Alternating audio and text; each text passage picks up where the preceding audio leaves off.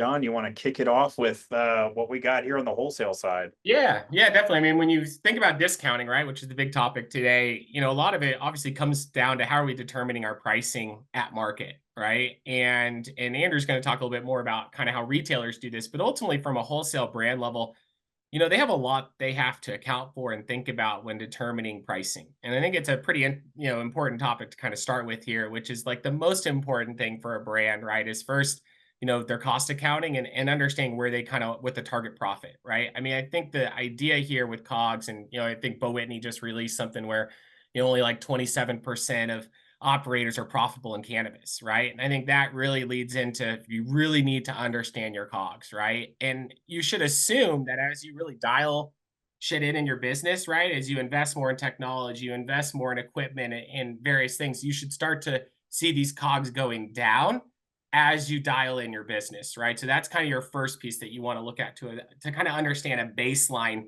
for you to essentially exist as a company, right? The next is, which is ever changing, which is the wholesale prices, right? There's a lot of different areas you can go to. We release wholesale prices, cannabis benchmarks, other ones out there, right? But you really need to understand kind of what wholesale prices are today, right? You don't want to come in as a premium brand too high. And as a value brand, you don't want to be too low, right? You want to kind of use this, I guess my analogy of like just the right tip porridge. I have a 3-year-old. We read Goldilocks seems like every night. Find the right temperature, the right chair, right? That side that aligns taking back to your COGS and thinking about it there. The next is the MSRP today, right? Where are retailers needing to price their products today? What's their ideal keystone, which I think Andrew can talk a little bit more about. And then ultimately the future supply and demand. Now, this is where it gets pretty difficult, right? Because you have to start thinking about and planning for the future.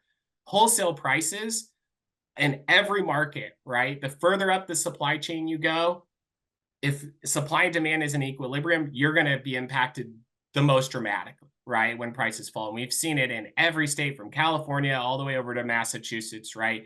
This idea of supply and demand and understanding that is your current demand today true, right? Is it accurate? And what's it going to forecast and look like so you can start to plan out your supply and your investments into your COGS, right? Which is really, really critical for a business. Andrew, do you want to talk a little bit more about kind of like the keystone piece there with the retailers? Yeah, and I think that this is where the great paradox of what's happening in cannabis and how it's kind of playing out in the data, it's playing out in discounting behavior and playing out in the marketing efforts that are actually going on and the promotional efforts that are actually going on, both on wholesalers and retailers, is that the wholesaler has the kind of largest driving input into price, right? Which is, hey, I'm going to sell you this edible for $5 a tin or $10 a tin or whatever it is. And the retailer then says, okay, I need to make 50% markup or 100% markup. So I'm going to sell that for 10 or $20 or $10, depending, as I'm going to multiply it by two. Keystone pricing. Everyone here probably does that. Some folks probably say, hey, I want to get a larger margin. So I'm going to multiply it times 2.1, 2.2, whatever. Some folks say, hey, I'm actually going to try to undercut a little bit and go for volume. And so maybe, you're going for that 40% margin or something like that. But everybody at the end of the day, every retailer is taking that input from that wholesaler as the baseline and then doubling it and then going up and down from there.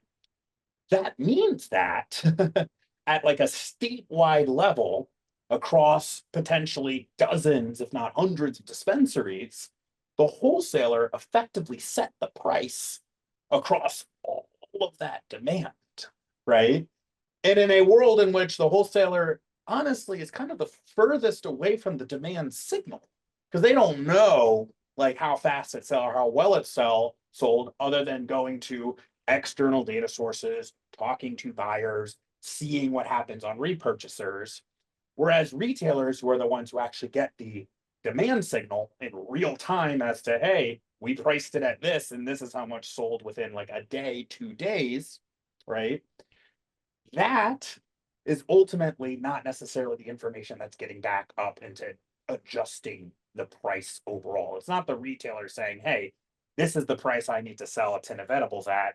Give me that at half of that. It's the other way around, right? It's the wholesaler saying, this is the price you can buy at and the retailer's saying, okay, I need edibles to slot into a $20 slot or something like that, which that's, it's imperfect information that can build noise that then generates a lot of what we see in terms of, okay, how do we respond with discounting, overstocking, like all these kinds of things there. So That's kind of interesting, right? Because you would think, and generally it's the opposite, right? Like we know in markets, like retailers traditionally hold a lot of the power in the buying and selling relationship, right? So you would think it's the retailer really dictating that initial price, but it's almost the opposite. Like wholesale is coming and establishing like a baseline, right, of where it needs to be, and then retail behavior and sell through then is trickling back to the brand that then is influencing their pricing. So it's more reactionary rather than setting it and they're coming, it's a cause and effect.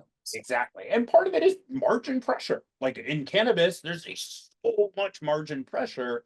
So as a retailer, like you have to respond with margin maximization by keystoning. That's why, right? But if that wholesaler gets that price wrong, it doesn't matter if you double it.